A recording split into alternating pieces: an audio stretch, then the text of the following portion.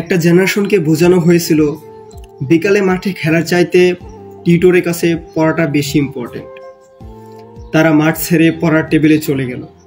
এদিকে মুরব্বীরা ভাবলেন এত ফাঁকা মাঠ ফেলে রাখার চাইতে সেখানে উঁচু উঁচু দালান তৈরি মূল বেনিফিশিয়াল, মূল প্র্যাকটিক্যাল।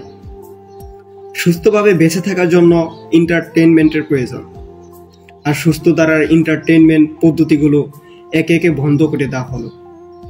এই জেনারেশনটাই তাদের এন্টারটেইনমেন্ট উইথলেস করলো মোবাইল ফোন, পিসি, প্লেস্টেশন দিয়ে।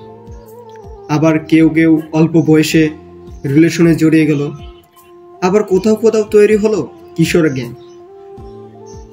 হঠাৎ করেই মুরব্বীদের বোধোদয় হলো, আরে এই জেনারেশনটা তো যা ইচ্ছে তাই হয়ে যাচ্ছে কেন? একটা জেনারেশনকে বোঝানো হয়েছিল সমবয়সী কাজিনদের সাথে একাডেমি রেজাল্ট কম্পেয়ার করাটা হেলদি কম্পিটিশন। এর রেট সইতে ঠেলতে ঠেলতে একটা সময়ের মিউচুয়াল রেসপেক্ট জায়গাটা নষ্ট হয়। তারা এখন আর অন্যের সাকসেস সহ্য করতে পারে না, পছন্দ সোয়াব করে রেকগনিশন চাই, ইম্পারেটিভ কমপ্লেক্স থেকে উতরে আসতে চায়। বন্ধুদের সাথে হ্যাং আউটে গেলেও ফ্যামিলি গ্যাদারিং থেকে দূরে দূরে থাকতে চায়।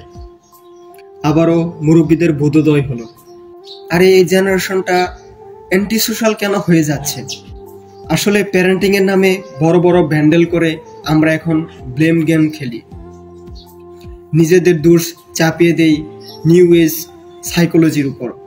অথচ একটু আয়নার দিকে তাকান, দেখতে পাবেন একটা জেনারেশনকে মেন্টালি আনস্টেবল করে দেওয়ার রক্ত চোখ দুটি এখনো আগের মতোই হিংস্র।